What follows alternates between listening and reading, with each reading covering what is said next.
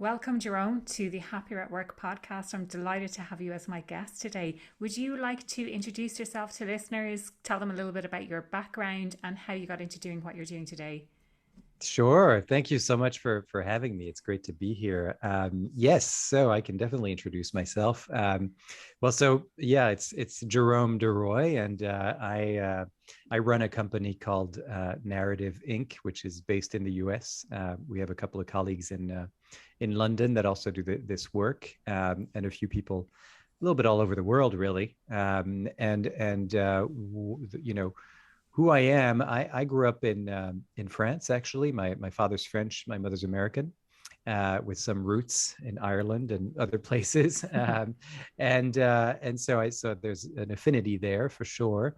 But really, where my story begins is probably when I went to Hong Kong, right out of business school. I had been doing an internship in Paris as part of the business school that I was at, which was based in Paris. And at the end of that internship, I learned of an opportunity in Hong Kong for a 16-month contract. And I jumped on the opportunity and got the contract. And so this was really my first real job out of business school. And I got there, and I think it was I know that it was 1999. And because the year 2000 was about to arrive, and there was lots of Oh, trepidation Y2K, around that if people Y2K. can Exactly. cast their Uh, minds back that far. I know, right? Those were the kinds of things we worried about at the time, right? It Yeah, seems almost quaint now. I know. And so Y2K was on the horizon, and I arrived about 3 weeks really before, before New Year's. And I had never been even to Asia before, so this was all new for me. And I got to the 15th floor of this glass tower building that was overlooking the Hong Kong harbor, with Wow. really kind of butterflies and my heart beating a little bit Mm. faster, and jumping a little bit in place. And I got to the door, the main lobby, and this person welcomed me and said, "Welcome to BNP Paribas." That was the name of the company. Yeah, yeah. And she said, I'm the HR director. I'm going to show you where you're working, et cetera, and show you the ropes, essentially. And so she said, then actually your office, your desk is going to be in this office space. And it was a big open space, and I could see it through this glass door. And she said, but we're not going there today. And so we moved, and I followed her through a hallway that got darker and darker and darker, with less and less light and less view as we Yeah. were going along, until finally we arrived into a room that only had one table and two chairs. And there were two big binders on that table. And she said, that's the compliance binder, and that's the employee engagement handbook. Employee handbook, sorry. I'd like for you to read those two in the next 48 hours. So that's how I spent my first 48 hours there. Went Wow. back home only to sleep, and then come back and finish those binders. And it wasn't until about a week later that I met a human being that was even remotely related to my job. And it was really thanks to that human being, whose name was Philippe, that really he kind of mentored me into this position, because I think it took another week or so until I met my direct supervisor, who'd been on vacation. And then I met her boss, who was the managing director, maybe 3 weeks later. Mm. And so there was really no sense of engagement where I was. And especially how I noticed that was that every few weeks, there would be people walking into the managing director's office, and they would say that they quit. And they had these huge smiles on their faces as Wow. they came Okay. out. And my boss would That always says say, it well, all. I know. And he said, well, I guess that's because other banks pay better. I've got so many people leaving. And about 3.5 years later, that was me walking into his office and saying to him, Lawrence, I quit. Mm. And when he asked me, are you leaving just like everybody else because others are paying better? I said, no, that's not it. He said, well, what is it? I said, well, I'm leaving because I'd like to do something more creative and meaningful. And he said, well, what's that going to be? And I said, I don't know.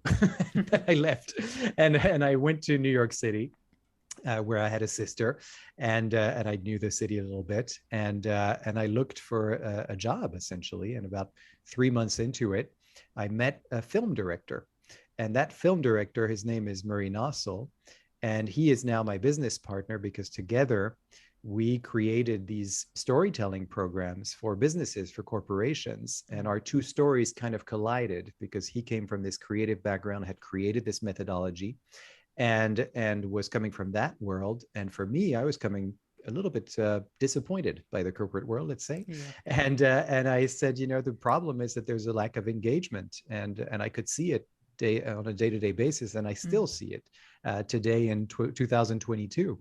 And so that's really what we came together to do, is to help people find their stories, craft their stories, and really find a sense of their own voice, their true, genuine voice. And with that, to be able to say exactly and more in a more precise and specific way, but mostly kind of connecting the heart and the mind for their audiences around who they are and what they do. And that's what we found to be really, really effective, is to create engagement through storytelling and listening, which is an also big part of our methodology. But that's the story of how I came to do what I'm doing today.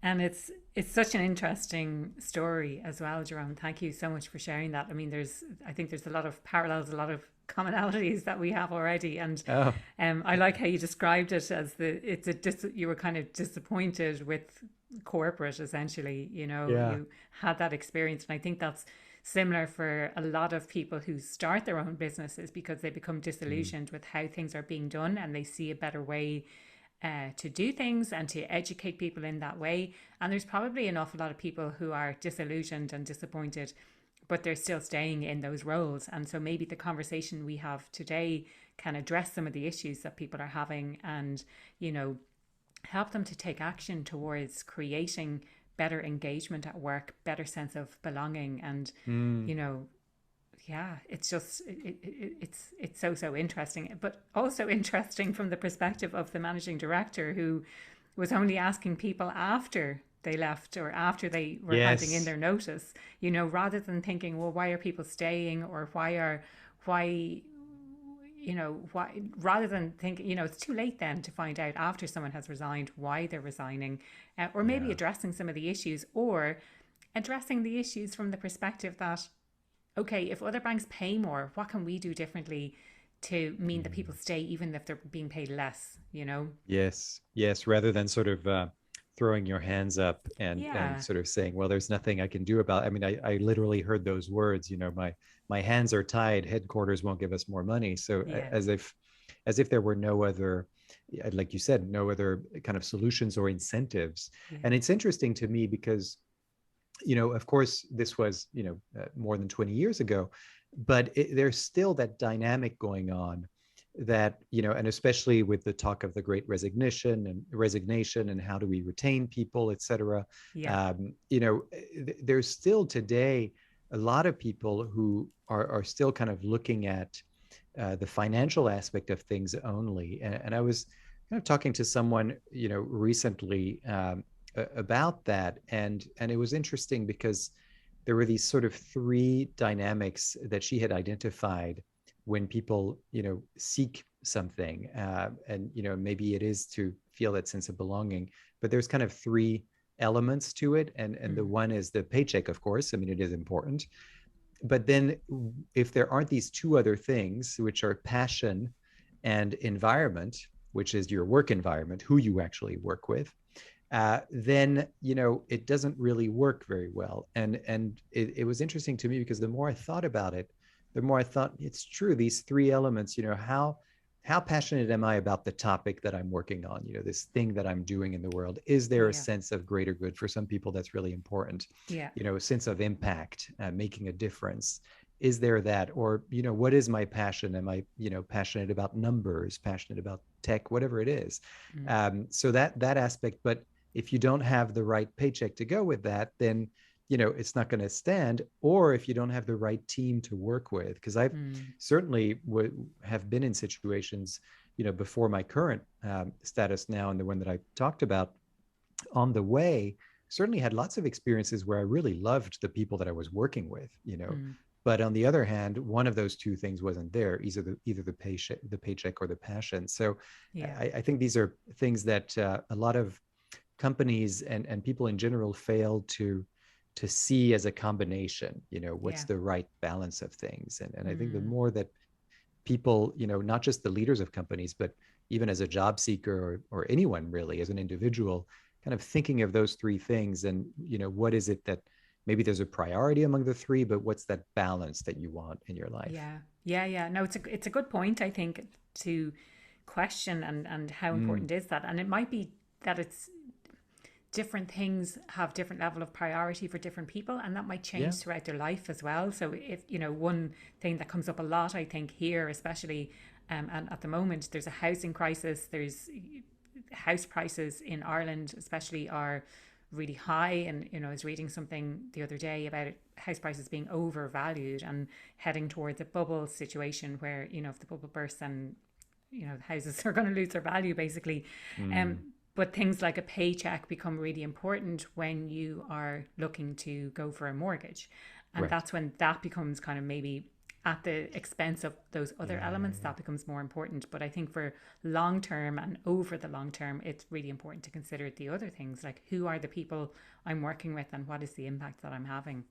Yeah, and it can and should evolve. My Mm, priorities in my 20s were not the same as they are today in my 40s. absolutely. Yeah. So Yeah. yeah, I think that's true. And what I really see almost on a day-to-day basis is that if you're able to kind of connect with the experiences that you've had, and what are the stories that you have in your own life, and what can they show you essentially about the path ahead. That's sort of, it's almost like a way of taking stock or inventory and sort of seeing what is that story that's been running through my mind and through my Yeah. life, and Yeah. how do I need to change it? Is there Yeah, a new story that absolutely. needs to be Yeah. And told? Yeah. and I'm so fascinated by this whole concept of storytelling, and especially when it's the stories that we have in our own head. And Yeah. what is the story you've been telling yourself about your career? And Yeah. I talk an awful lot about imposter syndrome. So, Mm. that's kind of the story that could be running in our head, is I'm not good enough to do that. I'm not good enough to go for that promotion. But there could be a broader story that we tell ourselves about our entire career, or people from that place don't do that thing, or who do I think I am? And especially in Ireland, we have this concept called notions. And, if people get notions above their station, then Mm. it's kind of, you want to take them back down again. So there's all of Right. these different stories, I think, that we have kind of societally, but also inherent in how we think about ourselves, and how we narrate our own story. So if we're Mm. telling our career story to someone, how are we explaining that? What does that kind of mean? Yeah. Well, the interesting thing about that is that it really all starts with listening. Mm, And, as as my intro story kind of alluded to, when I met Murray Nossel, who's the founder of Narrative, he was the one who really kind of created this methodology. And it was born out of a crisis, a health crisis at the time that's not so unlike the one we've been through the last couple of years. But except that at the time it was HIV and AIDS, and it was when people were dying because there were no medications that exist today. yeah. And he's originally from South Africa and came to the U.S. to become a playwright. After having been trained as a clinical psychologist. And then he went back to school to pursue a PhD in social work. And as part of his PhD in social work, he was placed in a program that took care of people with HIV and AIDS. And this was in the early 1990s. And he could see that all around, in different areas of New York City at the time. You could see these young people who were kind of hunched over, walking with canes and big black marks on their faces, and other parts of their bodies, and then they would just disappear. So it was a real crisis and a lot of mystery. Like, people didn't quite know what to make of it, and also a lot of very detrimental assumptions that were being made, especially about the gay community, and that it only happens to them, and et cetera. So there was very much a them versus us narrative Yeah. going, Yeah. and very much out of the mainstream. And so when he got to this program, he noticed that people in the program, most of them had a diagnosis of AIDS, which meant that they were going to die very soon. And yet everyone was quite happy. They really, had found a sort of family. They had chosen a family that was very different from the one that sort of shunned them, actually. Many people were either shunned by their families or society at large. Yeah. And so here in this program, they had found each other and they didn't feel alone. And so they were, taking tap dancing classes, they were doing crafts, they were doing arts. And, but the one thing that one person said to Murray was that, as you've noticed, we're not really afraid of dying. We're actually quite happy to be in this program, and we don't really need your tools of therapy, as a psychologist in social work, because, we've kind of accepted our own death. The one thing, though, that we are really afraid of is that we won't be leaving anything of ourselves behind, that no one will remember us. Yeah. And that's when Murray had the idea of starting a storytelling group and coming up with some guidelines for people to tell their stories. And the idea was that by telling their stories and being witnessed by other people, those witnesses could carry their stories, outside of those walls that they were in, and certainly after their deaths. And so little by little, people came in, and he came up with these kind of listening guidelines, first of all, so that people would feel safe and comfortable sharing their stories. And a lot of it, and now I'm going back to what you were saying earlier, a lot of it had to do with obstacles to listening, what we call obstacles to listening in our methodology, which are the things that really get in the way of our ability to listen to someone else, but more importantly, to listen to ourselves. And those are the judgments and the, I'm not good enough, or whatever syndrome we might have that's going on in our heads. And it really keeps us from being present to ourselves and to other people, because we have this running, monologue going on in our heads all the time. Yeah. And so the moment that people started to recognize those as obstacles that were not unique to them, but that most people in the group had, if not everyone, then they could start to feel like, okay, I'm not alone in this. We're all struggling with the same things. And what if, now that I know what these obstacles are, what if I could set them aside for the next 5 minutes, 10 minutes, 15 minutes, up to an hour, whatever it might be, or a day even. And then if I set those aside and just solely focus on the person who's sharing a story with me right now, what am I bringing to that person? What does that do for that person? Well, the result was pretty impressive, because people started to share stories that were deeply personal that they'd never shared before. And they started making videos of those stories so that they could leave them behind to their loved ones. And then what happened is that when the government threatened financial cutbacks to programs like this one, they took their videos of their stories and left them on the desks of legislators and said, watch my story, listen to my story, and tell me I don't deserve the same care as everyone else. And it's on the basis of these stories that those cutbacks didn't happen. And then, of course, nationally and internationally, this became a very successful social movement, maybe one of the most successful of the 20th century for sure. And so, that power of like looking at what's getting in my way, first of all, and once I can set those aside, not get rid of them, not sweep them under the table, but just actually be transparent about it. This is what's getting in my way. Can I find a way to address that? Or can I just let it go? And what happens when I do that? What happens when I offer my full open listening to someone, free of judgment, free of opinions, free of interpretations, free of assumptions, free of stereotypical preconceptions, all the things that really get in our way. And then once I do that, what comes out of the other person's mouth is something that surprises even them.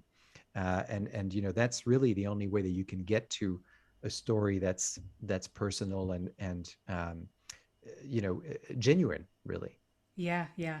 I mean, there's so much to unpack there. And one of the questions that sort of sprung to my mind was, how do you create this safe environment? But I think you've sort of answered that with the later statement about, it's really about listening, but listening without judgment, listening without having our own narrative going on in our own heads, without any preconceived notions, without anything, and really listening for the sake of listening, not listening for the sake of answering, not listening for the sake of solving a problem, but just really listening to someone's story.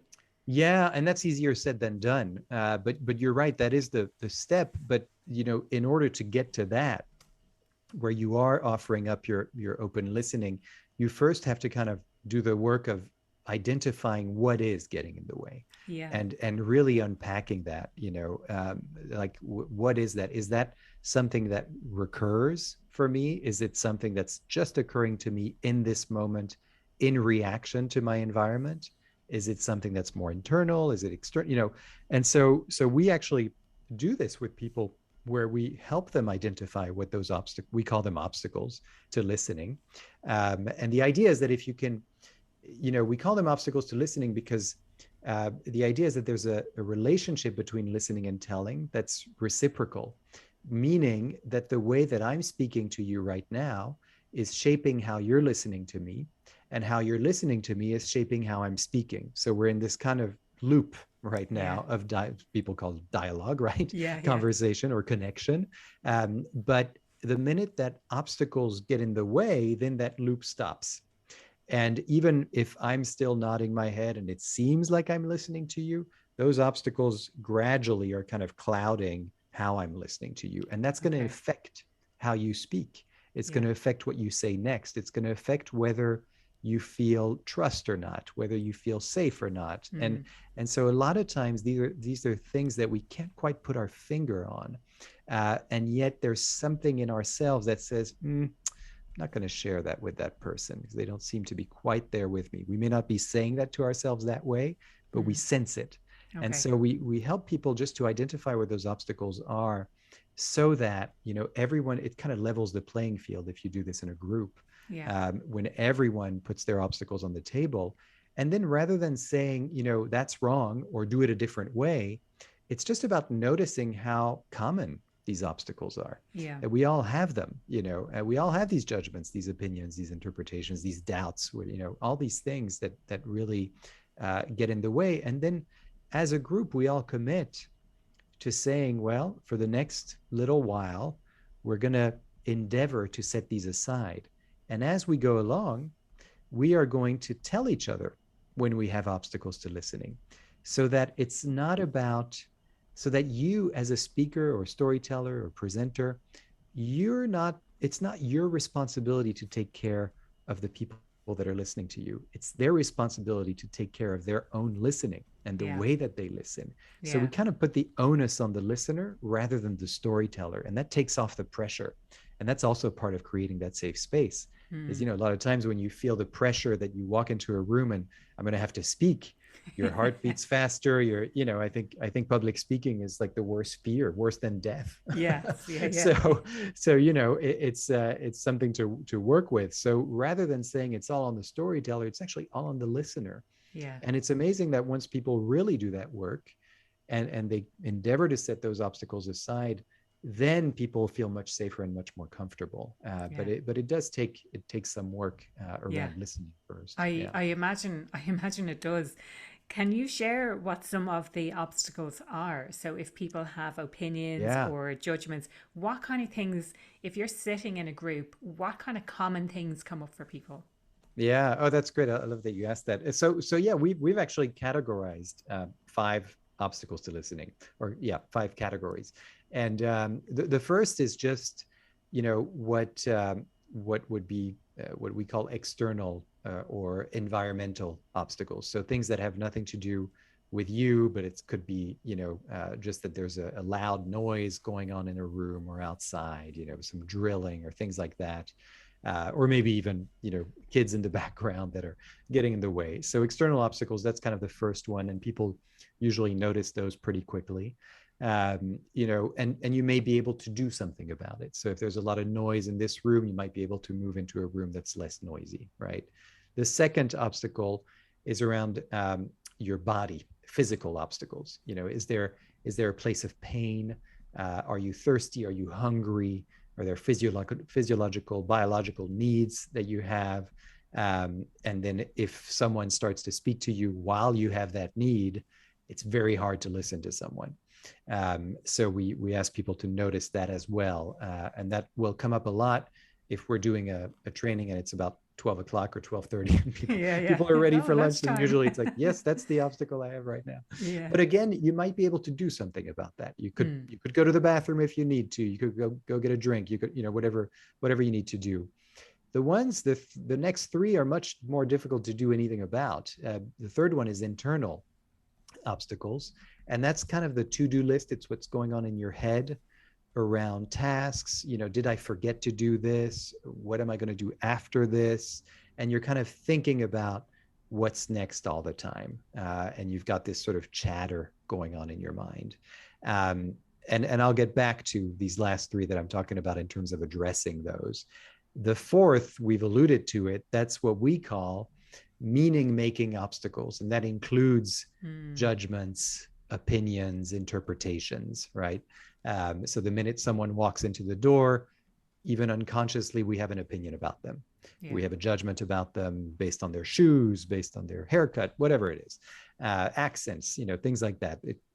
There's something that happens. And then the last one is relational. And that's the relationships we have with other people.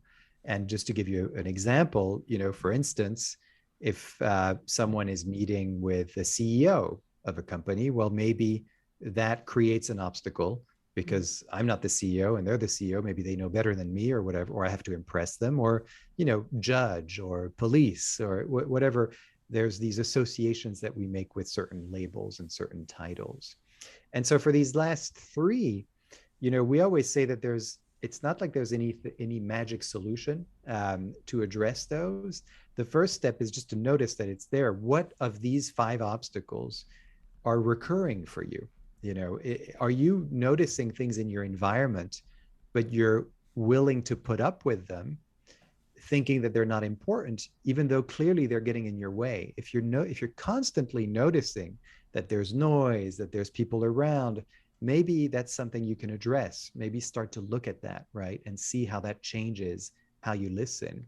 And for the last three that I mentioned, the internal, the meaning making, and the relational, what are those relationships? Do you have a lot of opinions that occur to you with certain people, maybe? People that you're used to talking to in a certain way. So for example, in my own life, maybe this is happening to me right now because I'm visiting my parents, and so these are old. I mean, the oldest relationships, right? Yeah, yeah. Since I was born, and so there's a lot of judgments and assumptions, and just this is the way things are. This is the Yeah. way that person is. So every time I meet with my mother, at some point she's going to tell me a story because she's a fantastic storyteller. She's from the South in the US and has all these great stories and comes from that background.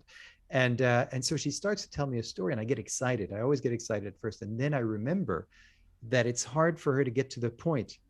And then I realize that I've heard that story before. So I kind of have to stop her, and then it becomes very frustrating. And now I'm asking myself, well, what if I put that aside? That frustration, that judgment of, I know what's coming next the moment she opens her mouth. What if I stayed in that place of excitement? What if I set for myself an intention of listening to my mother with excitement, with curiosity, with a sense of discovery? How might that change what comes out of her mouth? And our whole dialogue after that, rather than immediately after 30 seconds of listening to her, oh, I know where this is going. I'm going to stop it. I'm going to stop everything. And I'm not even listening to what happened in the next 3 minutes while I was figuring out a way to stop, to tell her to stop, right? In a sort of diplomatic, delicate way. So that's just an example, but we have these relationships in our lives all the time, and especially at work, which is 70% of our life most of the time, right? That's what we're doing all the time. Where we're dealing with people all the time. And so there's these obstacles that emerge that we may not even be conscious of. And so the more we can become conscious of that, the more we can sort of look at, rather than taking for granted that the way I listen to someone is just the way I listen, it's just the way I am, or the way that someone is speaking to me, that's just who they are, it's just the way that they are. I actually can shape how I listen to them. And if I can shape that in a way that's more positive, then maybe what's going to come out of their mouth may surprise me, right? And maybe I can be more open to that person and kind of come at it with a sort of presuming positive intent, right? That's an expression I heard once in a corporate conference, and I thought that was great. That someone Yeah. would receive emails, and rather than saying, "Oh, that person's emailing me again to ask me something that they should know," well, rather she turned it around and said, "No, I'm going to assume positive intent on every email I receive." And it really changed the relationships between her and her team members into something much more positive, where they felt a lot more empowered, because she realized that the reason that people kept asking her stuff is because she didn't really delegate that much. And so people didn't really feel empowered to come up with Okay. answers themselves, but Yeah. it has to start with you. That's the thing. We often think, oh, it's my leader's problem, it's my mother's problem, it's my brother's problem, it's this person's problem, my partner, whatever. And we don't realize that actually there's something we can do, and Yeah. that's just look at what is getting in your way. What's that obstacle that you're creating that obstacle out of habit, out of history, whatever it might be. You probably have really good reasons for that obstacle to be there, but it's really good to examine that and to see, maybe it doesn't have to be there. How is that obstacle negatively impacting me in my relationships, right? And once you start doing that, then things start to open up a little more. Yeah. Um, Brene Brown talks an awful lot about assuming positive intent in kind Mm, of all contexts. I think it's great, and again, easier said than yeah. easier said than done to assume Yes. positive intent always. But some really really interesting insights there as well, and I love this idea of just noticing it to begin with. I would love to understand a little bit more about the other side of that. So if we're creating this space to allow people to share their stories, what's the impact on the storyteller? Yeah, yeah. So, yes, you're right. I mean, after we've gone through the exercise of working on our listening first, stories start to emerge, and the stories are around, particular experiences, right? And our take on this is it's really about uh, finding a story of your own as opposed to something that happened to somebody else and using that as an example, right? For us, it's about finding an experience of your own that relates to the topic at hand and to the audience that you're trying to give this message to. So these are the kind of first things we start to think about, is like, who is this for? Why do we need to tell a story? Why at this moment? And then we sort of look at, well, how do we actually tell that story? And the stories that sort of emerge once we've created this level playing field where there's open listening, they're usually around, what is really important to a person, and I'm talking now in a general sense. It doesn't have to be about your career, but it could be, because usually those things are really tied to one another. And so there's something in your personal life that's led you to who you are and where you are now. Mm. And so we ask people to kind of actively look at that, and we even ask them, what's a moment or a person, something or an event that shaped who you are today? Mm. And we may put in shaped who you are as a fill in the blank, as a leader, as a manager, as this, as that, as a father, as a mother, whatever it might be. And usually in a kind of open listening environment like the one we've created, there's some things that will come up that are from childhood that people hadn't thought about, or a teacher, that said something to them when they were younger and that really kind of set them on a path, or maybe a parent or a grandparent. So these are the kinds of stories that will emerge. We like to even call them origin stories. Mm. It's except that I don't think that to this day I've had anyone who was in a garage building the new billion-dollar company. Even though I've had people who built very successful companies come through our doors, but they're usually not that. It's not, that's become like kind of the mythical thing, Yeah. the two white guys in a garage Yeah. that are creating the next big thing. I think they were like, YouTube was that way, and Microsoft was that way, Apple was that way, so it's sort of like, that's a little old now. Yeah.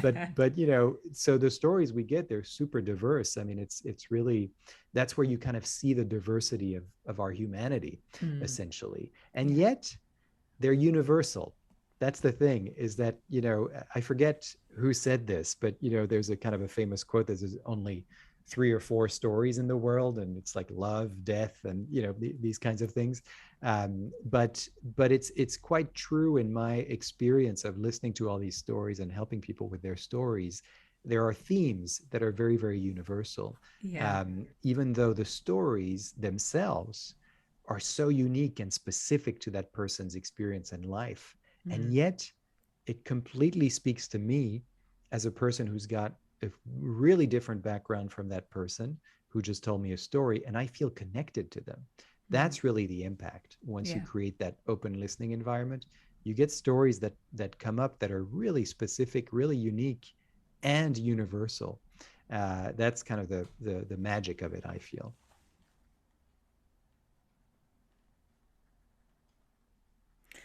I'd love if we could to go back to the start of our conversation where you shared your own story about, Mm, let's call it the onboarding experience, yeah.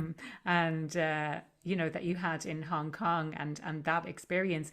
And I mean, for me, I think it's a huge challenge at the moment for companies to create a really great onboarding experience in remote situation, which a lot of companies still are in, or a hybrid situation. The hiring and the onboarding process. And I'd love to know, how can you use stories, or in the context of what might you have done differently, and what did that inspire in you to do differently as a result of the experience that you had? Mm. I mean, it informed all of my work, um, subsequently. I think really seeing this stream of people, including myself, quitting a job, and seeing the lack of responsiveness Mm. from leadership, and all the people that were in charge of onboarding and culture, and all of these things, and really just engagement with a capital E. There was really not much interest in that, and the impact was really huge on that part of the company. And so, it really informed everything in terms of then finding this company Narativ, and starting to lead its programs with storytelling, noticing that the stories that we have are, once you tap into a story that's your own and that you believe in, you really feel like, okay, I'm in charge of my life, right? Yeah. It's not this kind of random stuff that's happening, and I feel like I have a little more, yeah, authorship over it, and ownership, so you feel more empowered, essentially. So then what we did is we applied that to the onboarding system, essentially, and sort of looking at, when you look at the life of an employee in a company, it really starts right on that first day and that first week. And how are people getting onboarded? Are they meeting other people from their team, or are they going through a compliance exercise, or watching Mm. training videos and things that really don't have much to do with their work, but they have to check the boxes? Yeah. How is that integrated into the onboarding? What are the stories that these employees are being exposed to during those first few days, first few weeks? And how much listening are we doing of them, right? Are we giving them a chance to tell their story back, so that, not just for the sake of listening to a story and to their experience, but so that it gets integrated into the culture of our company, and we can sort of see, is this a fit or not, on either side? Mm. I now know people who have quit jobs during their first week of onboarding, and taken the other job that they had been offered, and said, well, I'm going to go with this one. Well, no, because actually your onboarding system looks better. So even though it was the job they wanted, Mm. and they had some of those elements that I was talking about earlier, they still went to the other one because of that onboarding system, or Yeah. onboarding process. Yeah. So what we try to do is to integrate storytelling into that process, and sort of making sure that at every level, there is a story that's being told that's very pointed and that's compelling in terms of, is it related to my job and how I can, perform as quickly as possible? Is it related? So that's the first category. Is there a story that's related to the culture that gives me a sense of belonging, that gives me a sense of who these people are that I'm now, going to be working with? That's super important for the remote world in particular, because there's a very strong sense of isolation especially when you start and you're not seeing other people, you're not able to meet anybody at the water cooler or the coffee machine, that sort of thing. So are there opportunities that we can create for that? And so that it's not just like the throwaway cocktail hour on Zoom, that's voluntary, but rather where you're going to have coffee with 3 other people at this time that are from different sections, not exactly your department, but other departments that are related, just so that you can meet other people, and you're going to have a conversation around these 3 topics, right? So it's much more directed, and so that's kind of how we help companies think about that.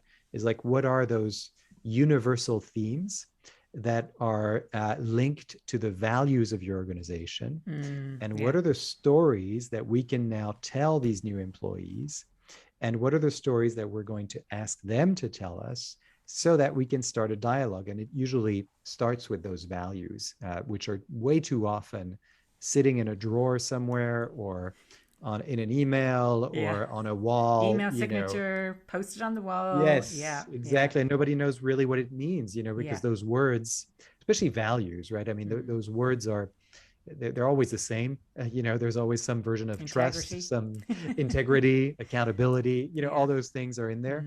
But we don't know what it means for that company. And the stories are what show you they show you the evidence, really.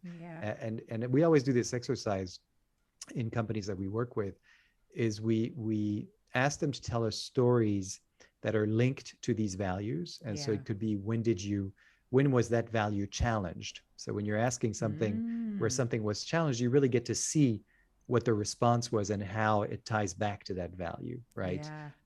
So when did something happen that was out of integrity, and how did you get it back, right? That will really show us how this company lives these values, rather than just saying that, we really believe in integrity. Well, who doesn't?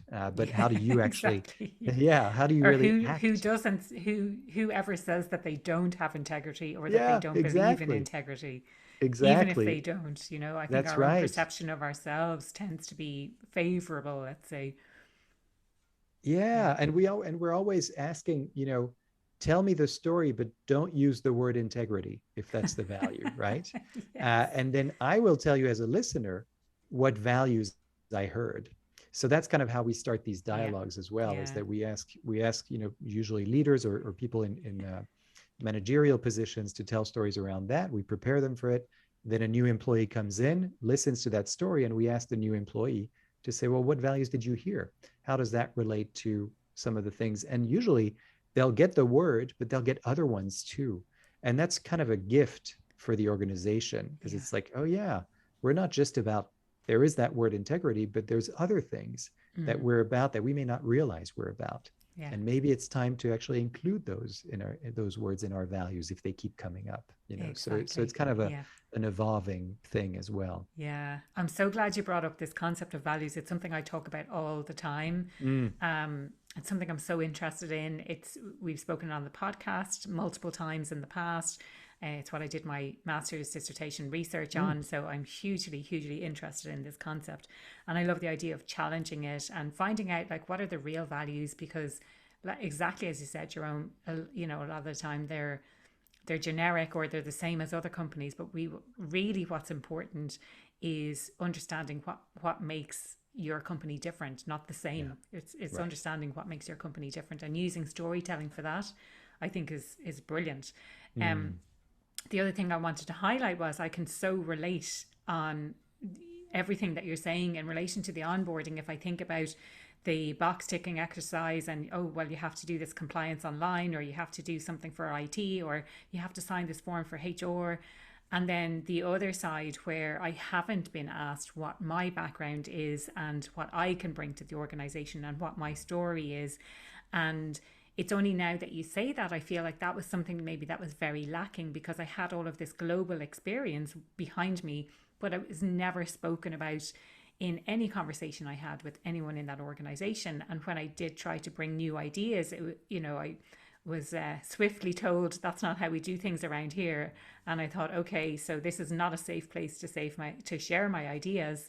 Mm. I and therefore I'm reluctant to share any more ideas. Yeah, yeah. I mean, it's the sad truth, but I think it's spot on because permission is such an important word here, and many people in businesses don't feel like they have permission to use their voice to bring some other part of who they are that maybe their colleagues don't know about, but that could really contribute to what it is that they're trying to do.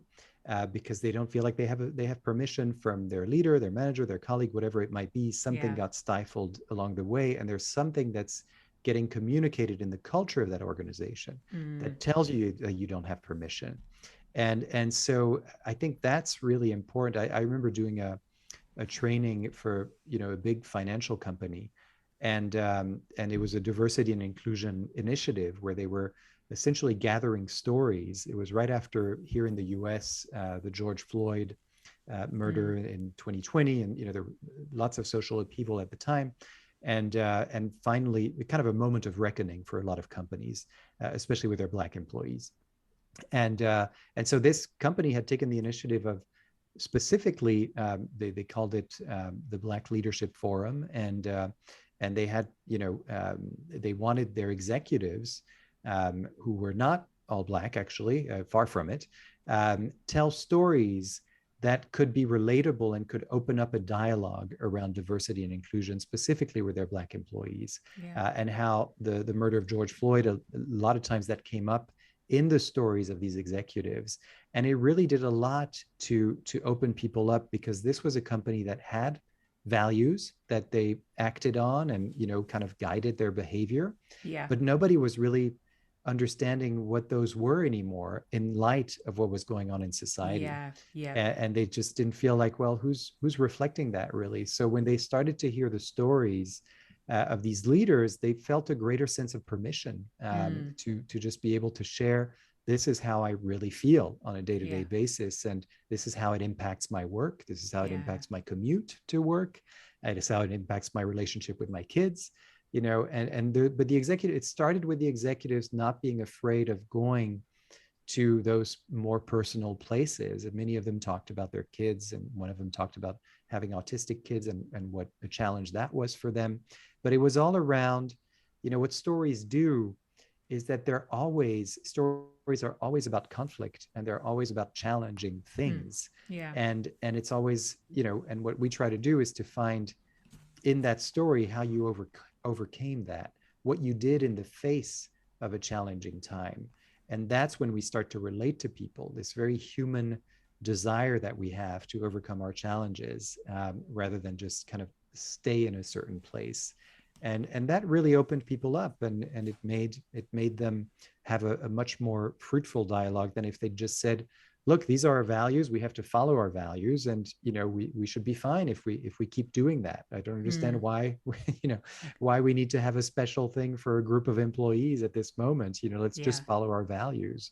That doesn't really work, right? You have to sort of back that up with something more concrete. Yeah, you need to acknowledge it in some way and show, well, what's the implication now for the organization. I mean, we could probably continue talking for another few hours on all of this stuff. I love this concept of permission, and maybe one of the challenges for people who are listening today is to think where they feel they don't have permission. So it's probably not a word I would have thought of, but it's certainly stuff that's come up in other aspects of my life where I'm like, maybe I feel I need permission to do something. And like, can you give yourself permission, or do you feel like you're restricted in some way in what you're doing, that you can't share your full self, that you don't have permission to share your ideas?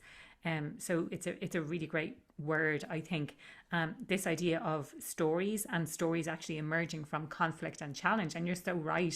It is kind of the hero's journey, really, isn't it? Where you are the hero in your own narrative, and it's Yes. identifying who the guide is and how you can be a guide for someone else in their story. Mm-hmm. So really, Mm-hmm. really, really, really interesting from that perspective, I think.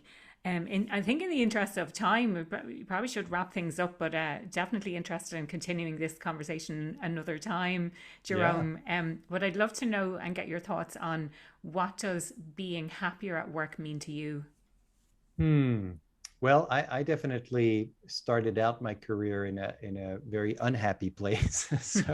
So and now I'm in a much happier place. So I do have some perspective on this. But I think happier at work, what it means, I mean, I guess I'll go back to this idea of permission, right? Is feeling like you have permission, like you belong in that particular culture that you're in. I really believe that we each have our own culture in Mm-hmm. ourselves, that's been brought to us, either in childhood or the way we were raised or educated, etc.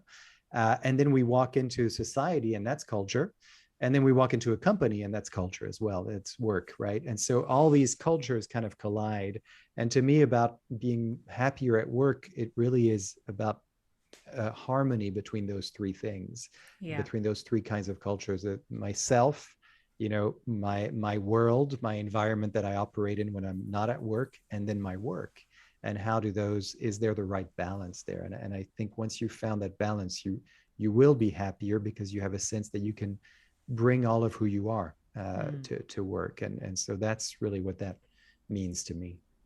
Yeah, love that. And if people want to find out more about what you do, if they want to connect with Mm. you online, what's the best way they can do that? Well, the best way is our website, which is narrative, which is spelled NARATIV.com.